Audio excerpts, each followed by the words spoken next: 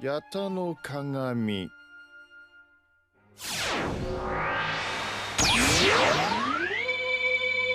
なんで? You can't outrun light. You can't even hide from it. And if someone controls light, they control what you see, and what you see is what you believe. Hey Nexians, and welcome back to the Nexus. And if you're new here, welcome on in. Spring is right around the corner. The sun stays out a little bit longer, seasonal depression starts packing its bags, and vitamin D stocks go way up. We love to see it. But today, we're not just talking about sunlight. We're talking about photokinesis. Most people hear that and think lasers, speed, and flashy anime kicks. And yes, that's a part of it. But photokinesis isn't really all about speed. It's about control. Control over perception, visibility, and information. Because if I control what you see, I control the battlefield. And that's way scarier than a laser. But also yes, lasers are cool. We are still nerds after all. Most people think photokinesis is shooting beams, moving at light speed, blinding opponents, and looking like a Final Fantasy boss. But that's just a baseline definition. Control over light is what photokinesis really is. But light is more than just brightness. Light is information, energy, heat, vision, and reflection and refraction. Light determines what's visible, hidden, beautiful, or terrifying. If you control light, you control reality's presentation layer. Photokinesis is not just offense, it's information warfare, and that's where it gets interesting.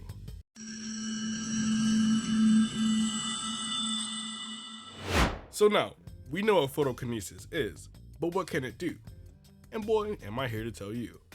At the basic level, photokinesis is visible and reactive. You can emit light, flash blind enemies, create small beams, generate glowing constructs, and produce after images. Think early light users across anime and comics. Flashy, direct, and totally obvious. You're not rewriting reality yet. You're announcing your presence, which is cool until someone closes their eyes.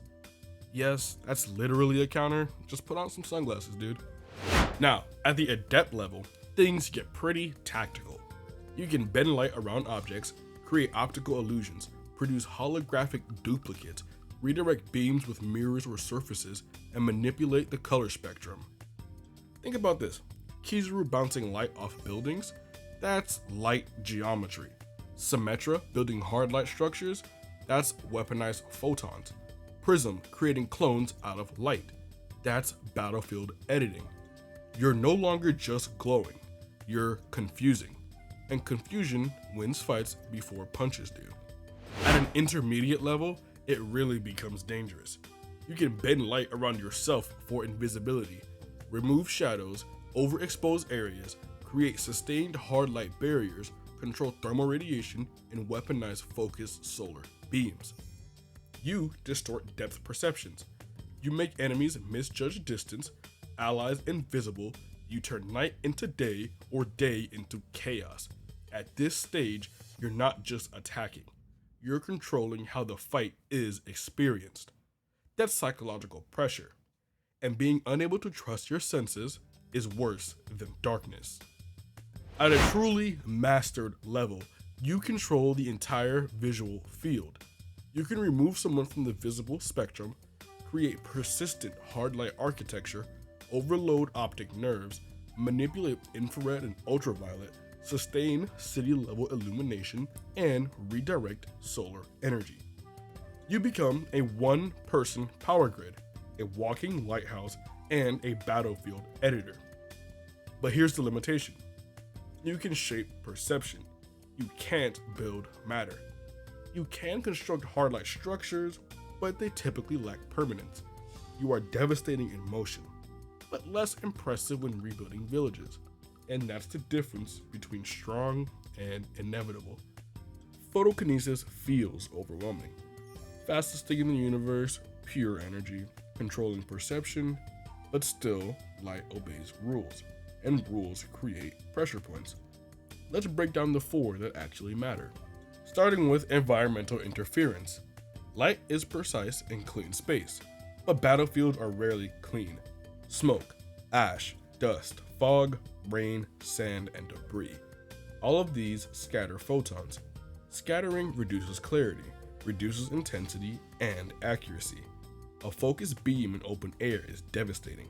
That same beam in a burning city, now it's diffused. Now imagine fighting in a sandstorm, a collapsing building, heavy rainfall, or even underwater. Refraction becomes unpredictable. Angles become unreliable, and precision becomes harder to maintain. Photokinesis thrives in controlled environments. It becomes unstable in chaotic ones. You can compensate with skill, but the battlefield itself can fight you, and that truly matters. Next up are the sensory bypasses. Photokinesis dominates vision-based opponents, but not all fighters rely on sight. Some use echolocation, heat sensing, vibration detecting, energy sensing, or aura reading.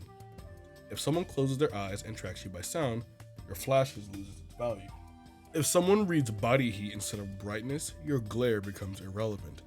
Photokinesis controls visual information. It doesn't control all information. And once an opponent shifts their reliance away from vision, your biggest edge shrinks. You're still powerful, but you're no longer dictating the fight. And in high-level combat, losing initiative is everything. Next up is energy and sustain. Light doesn't weigh anything. Hard light constructs require immense energy density to simulate solidity. Barriers, bridges, persistent constructs, and city-scale illumination. That all takes output, and light dissipates by nature. It spreads. Maintaining coherent photon density requires constant correction, which means stamina becomes critical. Short bursts, more devastating. Extended engagements become expensive. If your output drops, barriers weaken, constructs flicker, and beams thin. And once your consistency drops, opponents will definitely take notice. Photokinesis is incredibly explosive. It is less forgiving in long wars of attrition, and endurance is part of winning. And the fourth and final one, lack of permanence. This is the biggest one. Photokinesis shapes perception. It doesn't create matter. You can build a hard light structure, but remove the energy source and it disappears. You can power a city, but if you leave, it goes dark. You can illuminate crops, but you cannot grow them alone. Photokinesis accelerates civilization. It doesn't anchor it.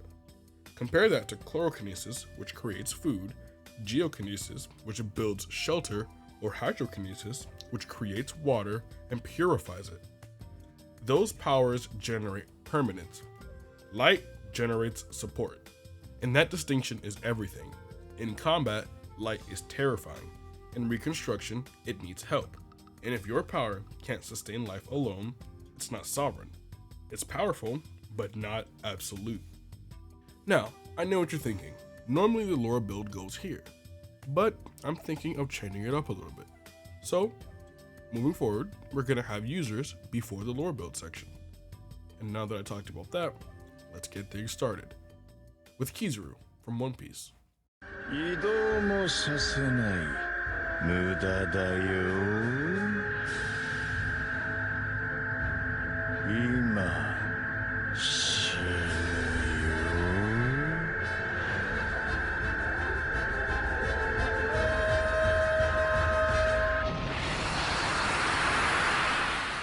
Kizaru is photokinesis expressed as inevitability.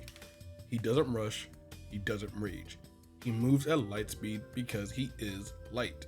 His beams are precision. His kicks are physics made personal. But what makes him iconic isn't just speed, it's confidence. He doesn't chase, he arrives. Light doesn't sprint, it appears. That's photokinesis as dominance. And what makes Kizaru truly terrifying is that he treats light like a law of nature. He doesn't posture, he doesn't escalate emotionally, and he behaves like gravity behaves, unbothered, unavoidable, and unquestioned. When he attacks, it feels less like a fight and more like an event that was always going to happen. That's what high-level photokinesis should feel like. Not flashy, desperate, but inevitable. And that's why Kizaru isn't just a fast character. He's the benchmark for what light looks like when it stops trying to impress and starts enforcing reality. After that, we have Sailor Venus from, well, Sailor Moon.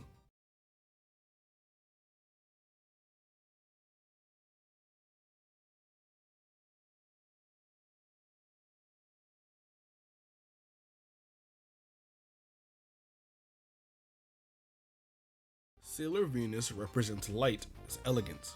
Her attacks are luminous, her presence is radiant. But beneath the aesthetic, light is inspiration, it's hope, and it's emotional influence. Photokinesis doesn't always destroy. Sometimes it uplifts, it inspires, and that's powerful too. What makes Sailor Venus important in this conversation is that her light isn't chaotic, it's intentional. Her abilities don't feel like explosions of energy, they feel like declarations. When she attacks, it's not just about impact, it's about symbolism. Light as justice, as protection, and as reassurance. She represents the version of photokinesis that stabilizes people emotionally. And this matters, because morale wins wars just as often as firepower does. In many stories, light is associated with purity, divinity, and guidance. Sailor Venus embodies these mythical lineages. She shows us that photokinesis doesn't have to dominate through intimidation, it can dominate through belief. And belief is one of the strongest forces in any narrative. That's why she belongs here, not as the fastest or the loudest, but as proof that light can command without overwhelming. Radiance is authority, and Sailor Venus wears it effortlessly. Next up is the Chaos attribute from Bakugan. Chaos Blade! Tigrera is here! Ability activate! Velocity phase!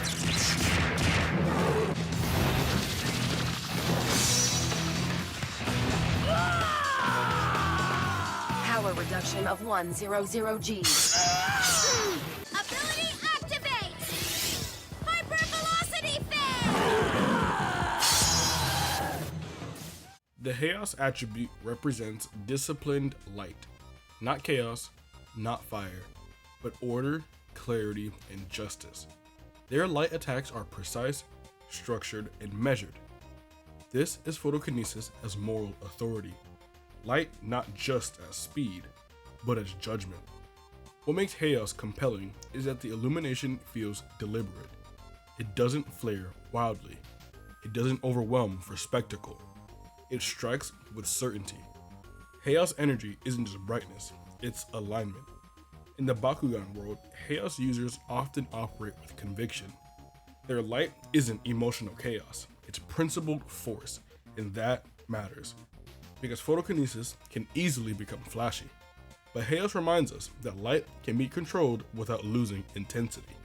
It can be concentrated, focused, and purposeful.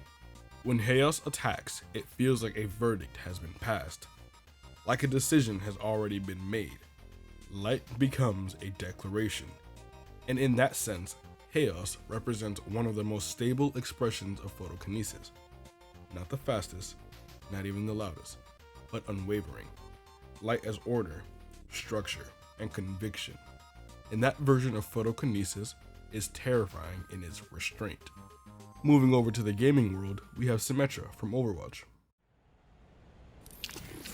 यही परम वास्तविकता है. Symmetra is photokinesis as infrastructure. She builds with light. Barriers, turrets, teleporters, snowflakes, bulls, you name it. Her power isn't chaotic, it's engineered. She doesn't overwhelm, she constructs. Light as geometry and light as design.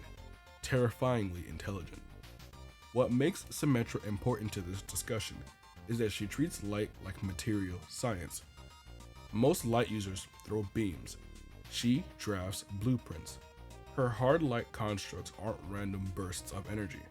They're calculated, usually placed with intention, optimized for positioning.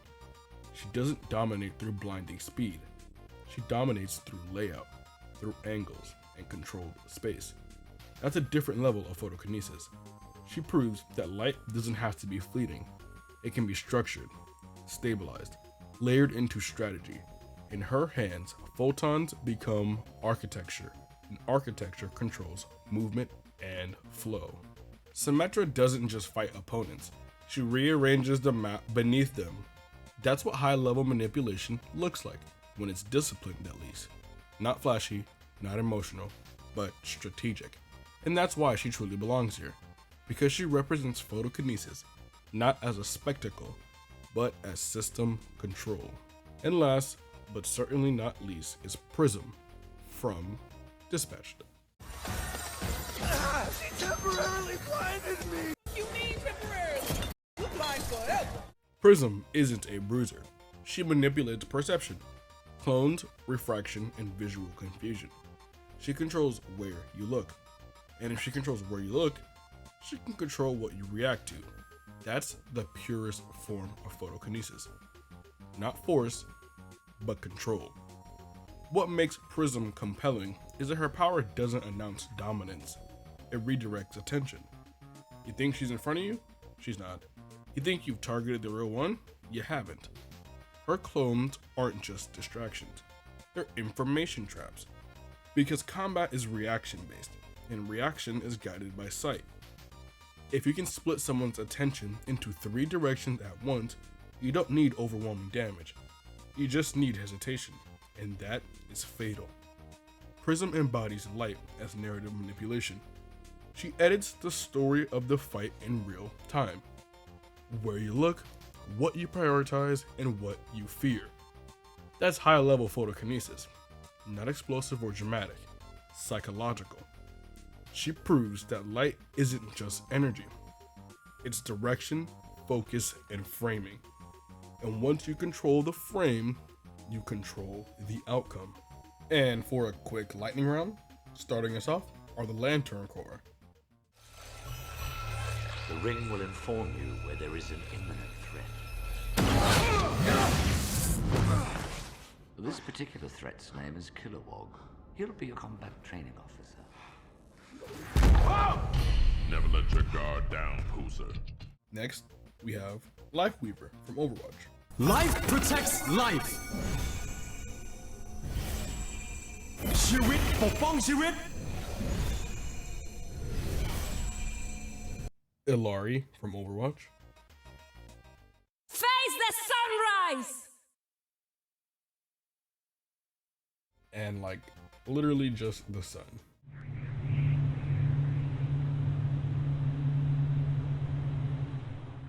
So now the lore build will go here, and we're going to talk about light as a civilization engine. If you zoom out, light shapes agriculture, architecture, religion, sleep cycles, and psychology. Sunlight grows crops, artificial light enables cities and nightlife, stage lighting builds culture, neon defines identity. If you control light long enough, you don't just win battles, you influence civilizations. But here's the trade-off. Light usually exposes things, while darkness conceals. Light reveals the truth, while darkness suppresses it. Photokinesis builds perception, Umbrakinesis removes it. And that pairing is quite interesting. But in the grand scheme of things, photokinesis as a whole would be a great way to extend your civilization. Just something for you writers to think about. And now, photokinesis isn't a one-man army, at least not in every sense. It dominates offensively, it excels in utility, and it supports effectively. But it can't rebuild alone. It needs matter, structure, and synergy. It is the perfect spear, but not the entire kingdom. It's powerful, but not absolute. And if you made it this far, thanks. Thank you truly for spending your time with me today. If you enjoyed this breakdown, leave a like and subscribe if you're new. Let me know what power you want to see next. If you want deeper dives and potentially early access, memberships are open. But remember, those are entirely optional. I always will appreciate just watching. And as always, stay radiant, stay brilliant, And this is your captain, signing out.